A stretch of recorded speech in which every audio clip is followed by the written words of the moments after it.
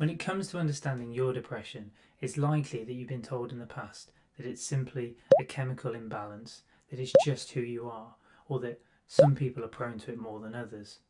Quite frankly, that's complete and utter horseshit. If you're watching this video, then it's likely that you've suffered with depression, you're suffering with depression, or you've questioned, do I have depression? Which naturally leads to the question, what caused it? Where did it come from? From the outside, it may look like you've got a really good life. People may look at you and think, he's got a really good job. She's doing really well for herself. They're married. They've got lovely kids. On the outside, things almost look perfect. But on the inside, you feel lost, empty, and alone. Or perhaps it's the complete opposite.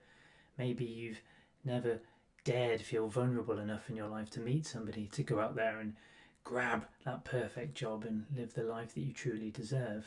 What's the source of that depression? What causes those feelings of unworthiness? And what ultimately leads us to be stuck, trapped in that depressive black hole? So in this video, we're going to look at something that's likely evaded you your entire life and finally get some answers.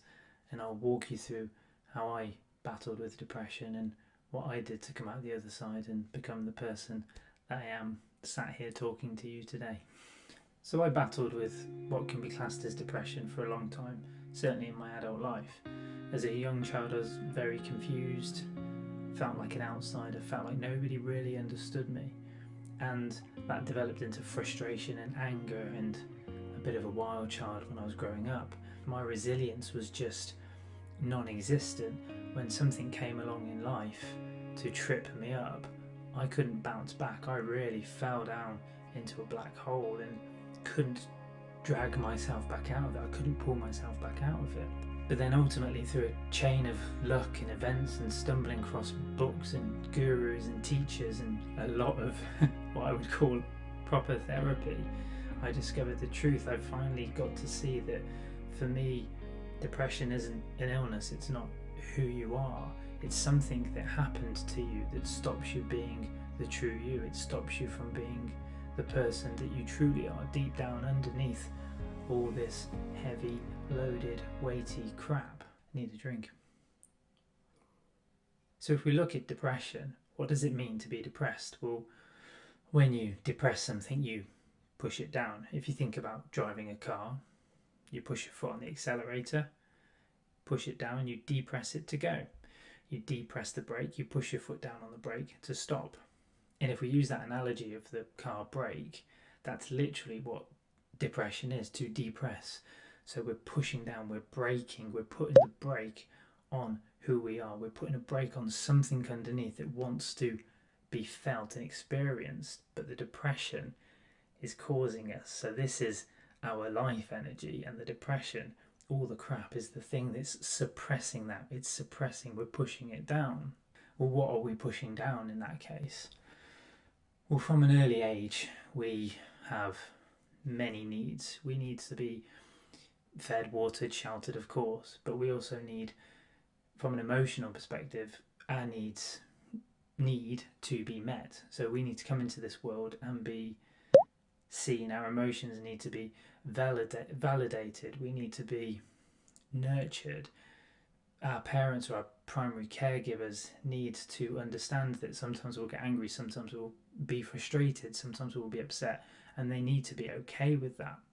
Not just allow us to do what we want, but to meet those needs and to say they're absolutely fine, that's okay, and help us explore them and navigate them. The example that I use all the time is what we call, so wrongly I think, the terrible twos. And at the age of 2, there's a lot of energy, there's a lot of change going on, our brains are developing, and we start to develop a healthy protest. Obviously we're not conscious, so we start to say no to a lot of things. We test the boundaries, and we test our parents to know what we can and can't get away with.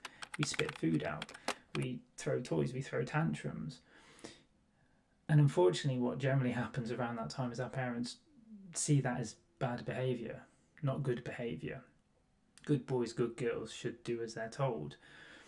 So we get punished, we get put on the naughty step, we go put in the corner. It's not okay. So we learn that to be loved, to get love and to get praise and to get all those good parental vibes, that we have to be compliant, we have to be a good boy and a good girl, which creates an adaptive mechanism, because then as adults we struggle to say no, we struggle to have a healthy protest, because we've learned back then to protect the attachment to our parents, to our mother, to our father, that we have to be compliant. So if you think about it, if we had parents that struggled to validate our emotions, struggled to validate who we are, maybe we were quite extroverted, maybe, like in my case, I was very introverted, and my mum struggled with that.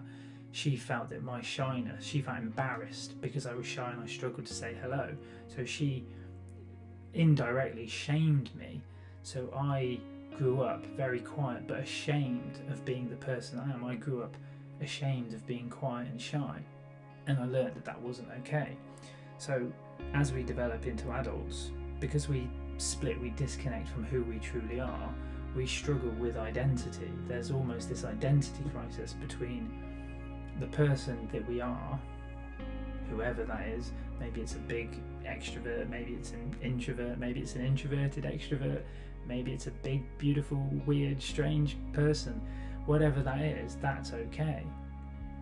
But there's the shame and guilt because of what happened to us that stops us from being who we are, and that is what we are depressing. That's what we're pushing down.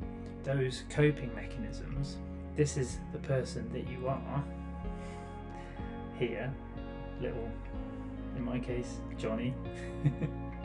This is little Johnny saying, I'm quite shy, I'm quite afraid of the world, I'm quite scared, and I just want to be met, and I want you to be okay with that. And this is the parent. No, you can't be shy, you can't be quiet, you need to be like this. Then little Johnny, I hate why I've gone with Johnny, I don't know, feels shamed and more embarrassed and more confused, and he detaches and says, well, okay, so my parent needs me to be extroverted, but I'm not extroverted, so this happens, and life energy, who I naturally am, wants to be nurtured and met, and the shame and the guilt pushes down. So depression is really a suppression of who we truly are. It's not a chemical imbalance. Yes, of course, years and decades of trauma would cause that, but that's just the symptom, that's not the cause. And the problem is nowadays in traditional therapy, cognitive behavioural therapies and other modalities, they very much look at behaviour. And of course that's why so many of us struggle to heal. We need to look at the root problem. We need to look at what we call the developmental trauma, the early years trauma. What happened to us? Because when we look at what happened to us, we can see the parts that weren't met, that weren't okay, that were shamed, that were guilted out of living in existence, being brought into this world, and we can give them in the present moment as adults what they need and what they needed, and what they need now is to be seen and to be heard and to be told that yeah, it's absolutely okay to be you as you are. If you are depressed, when you feel depressed, you very much feel that even that's not okay. You shouldn't be depressed. You should be happy. You should all over yourself. So again, this cycle repeats, so it never really completes. You've got all this emotion, these feelings, maybe it's anger, maybe it's frustration that wants to come out and be felt and to be met. But what we do is we, again, suppress it, we depress it, we push it down. And you can become chronically ill because of it. Think of the tremendous amount of energy and strength it takes to constantly suppress who we truly are, who you truly are, that beautiful freak. It's a song by the Eels, I love it, check it out. The beautiful freak that wants to be, just come out into the world and do whatever. Do whatever. They want to be seen. You want to be met. You want to be heard. You want to be listened to. You want to be validated. You want to be told that it's okay to be who you are, to be loved, to be nurtured, to be cradled, to be hugged, to be kissed, to be truly met as you are. And because it feels like you can't, that can't happen, not mentally, it's an energetic thing. We're talking stuff, feelings, emotions that are trapped in your nervous system. Because that stuff remains stuck, it feels like you're falling into a black hole. It feels like a vast empty cavern that you can't escape. because as a child, that's exactly what it felt like. You had to cut off from who you were. You will feel isolated and alone and like an absolute outsider, like you're different to everybody else and nobody understands you. I certainly understand that, and a lot of other people do too. But we're shamed out talking about it. It's too painful, it's too scary, it hurts too much. So that leads us to the question that if we do suffer with depression and we struggle to understand what it is, and medication doesn't work and traditional therapy doesn't work, talking therapy is actually re-traumatizing, then what is the answer? What is it that we can do to try and not necessarily heal? It's a long journey. It can be done, definitely. I no longer suffer from depression. I just understand my mechanisms. I understand when I'm struggling with something, I know what. Usually it's because we're ignoring something in our lives. Something needs our attention that's too painful to look at. So I'm now a bit more skilled in looking at the really painful stuff. And I still have therapy, and I'm doing a training in developmental trauma, which really helps. So what we have to start doing is actually shining a light, just becoming curious about what's really going on for us. Perhaps you're feeling really low, perhaps you're depressed, and naturally there might be some shame around that, because you will, as I said earlier, should all over yourself. I should feel like this, I should feel like that, instead of, to start with, accepting where you are, being okay with where you are, not judging it, but being curious. And then just with that curiosity, get a piece of paper, get a pen, use your phone. Pen and paper works better. It just does. Traditional pen and paper or pencil works really well. And look at what you're struggling with right now. It might just be general depression. It might be a situation. You may have just had an argument with your partner. And just ask yourself this question, write it down, and then just let the pen or the pencil answer. Don't think about it. This isn't heady. Just literally write whatever comes up for you. And the first question, which comes from my teacher, is what's the fear underneath? Look at what's happening for you right now and just ask yourself, what's the fear underneath?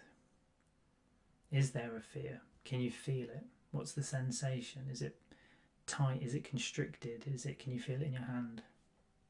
And just let the pen write. And then you can ask yourself, what really wants to be felt? So this is, I won't say more advanced, but it's just check, feel in your body. Again, none of this isn't heady stuff. This isn't to your brain.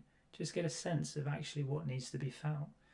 And it might be sadness, it might be tears, it might be anger, it might be frustration, but just try and be okay with whatever comes up. And again, what really needs to be felt, and just write it down. And if you can, feel it, just take some time with it. And then another question which can be quite helpful is, what am I avoiding here? What am I avoiding here? So just ask yourself that question, write it down, and see what comes up. It could be, again, that there are some painful emotions with that question. When I just said it then, always what comes up for me is, I'm not good enough. So when I struggle to start recording YouTube videos, I procrastinate, I put them off. What I'm avoiding, more often than not for me, is the fear that I'm not good enough. Who am I to record these videos? Who's going to listen to me? And of course that's deeply painful stuff. And we learn to not be okay with that stuff, but to acknowledge it, because these are young feelings, these are young painful feelings. And when we stop shaming ourselves for having them, when we meet them, when we see them, when we bring them out of the dark and into the light, we can be a bit more tender with them and gentle. And for me, that feeling of not being good enough, I'm stroking it. An image of a Furby then, if you're of a certain age, remember Furbies. We can be more tender with that feeling, because that is our younger self that didn't feel worthy, that we've carried into adulthood. And then when we treat it with kindness, with love, we honour it, it feels less painful. And for me, that's how you treat depression. That's the way that we should approach it from a therapeutic standpoint. We should look at a situation that you're struggling with now and look at present moment feelings. How do you feel in the present? Not talking about the past and what happened. It's not completely irrelevant, but it's not needed. We just look at, what are you feeling? What's coming up? And we process them. We look at them. We track body movements and feelings. And if you can learn to to do that skill. You can do it yourself. It really helps to have a therapist who can guide you, but you can do it yourself by just asking those 3 questions that I mentioned. Depression is just a combination of, my belief, developmental trauma. Is all the stuff that we've accumulated that just gets on top of us, and depression is the kind of heavy load byproduct of it all. It's just the radioactive waste that's been left behind for us to deal with and unpick. I'd love to hear from you, so let me know in the comments if you have found any of this useful, if it's something that you've not heard before, if you try the questions and see what comes up for you, or if you've got any questions for me, I'd be happy to answer them. And if you would like to see any future content, then please do consider subscribing. Have a beautiful day. Remember, it's perfectly okay to be you. Big love. John.